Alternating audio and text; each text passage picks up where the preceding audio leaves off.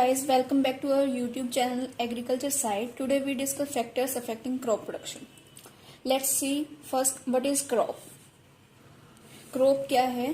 किसान द्वारा एक ही समय में उत्पादित किए जाने वाले एक ही प्रकार के अन्न, फल, सब्जियां आदि को हम क्रॉप बोलते हैं, जिसे हमें मुनाफा हो या इकोनॉमिक बेनिफिट हो फार्मर को। Next is crop production. Crop production क्या है? इसके अंदर हम वेरियस क्रॉप्स को ही सोइंग करते हैं, जैसे कि फूड क्रॉप्स है, फॉडर क्रॉप्स है, फाइबर क्रॉप्स है, शुगर क्रॉप्स है, ऑयल सीड्स क्रॉप्स है, जिससे हमें फायदा हो, फार्मर को फायदा हो।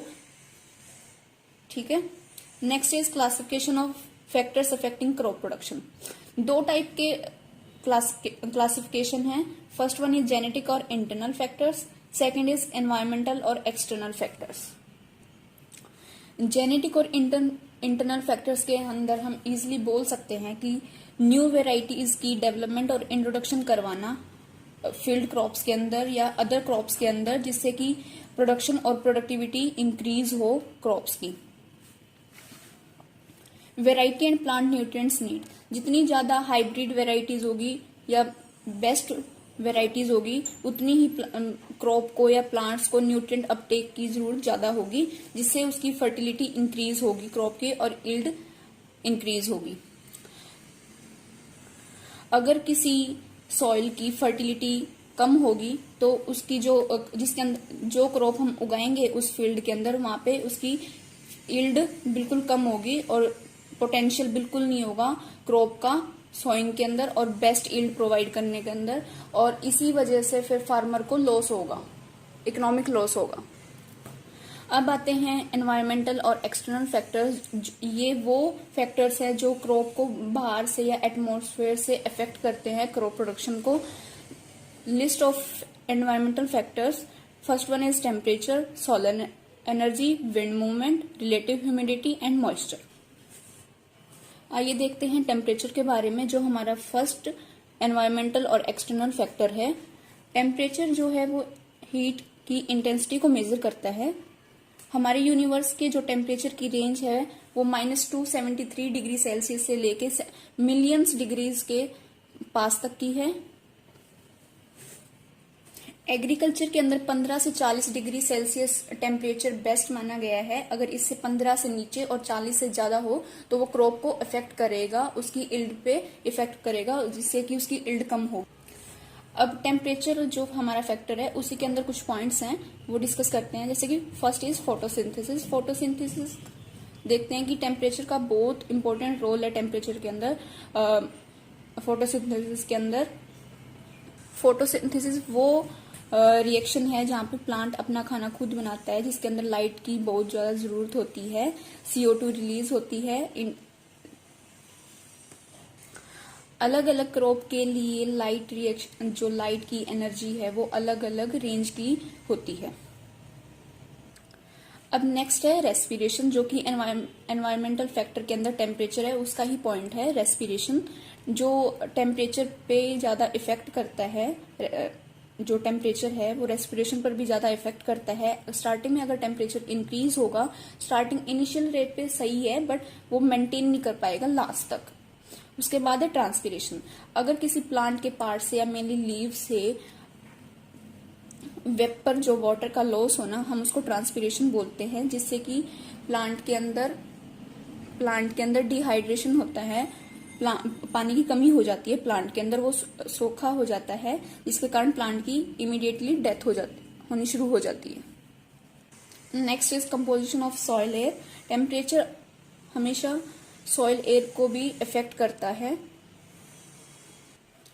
Next is soil microbial activity, जहां पे नाइट्रोबैक्टीरिया और जो अदर हेटरोट्रोफिक ऑर्गेनिजम्स हैं, अगर टेम्परेचर इंक्रीज होगा तो इनकी एक्टिविटी इंक्रीज होगी और सॉइल पीएच है उसको इफेक्ट करेगा, जिससे कि प्लांट की ग्रोथ पे इफेक्ट पड़ेगा और उससे यील्ड डिक्रीज होगी। हेटरोट्रोफिक ऑर्गेनिज्म वो होते हैं जो खाना मतलब अब खुद नहीं बना पाते, दूसरों पे डिपेंड रहते हैं।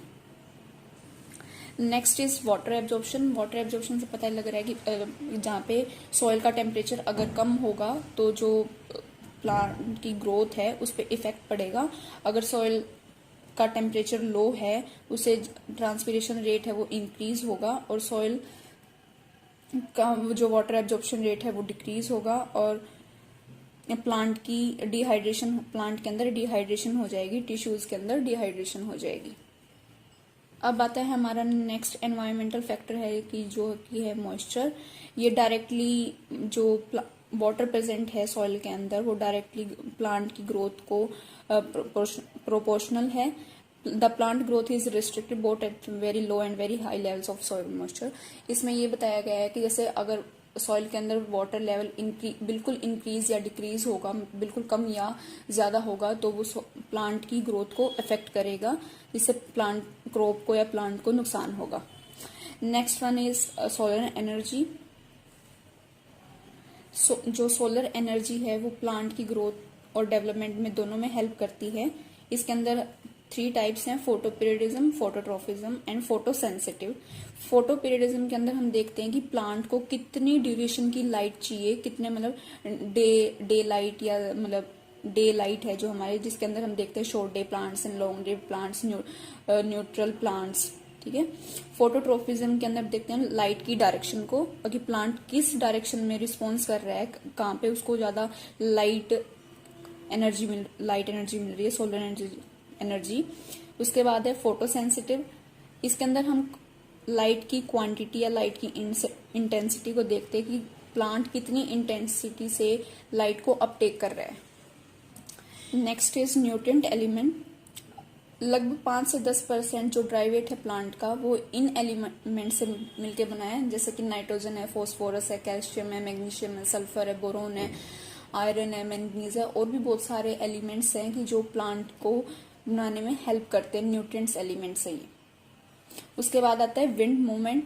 4 से जो 6 किलोमीटर पर आवर की स्पीड से जो विंड है वो क्रॉप प्रोडक्शन के लिए बेस्ट मानी गई है।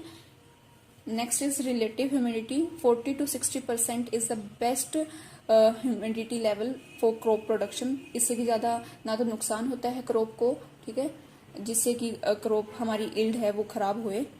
Thank you.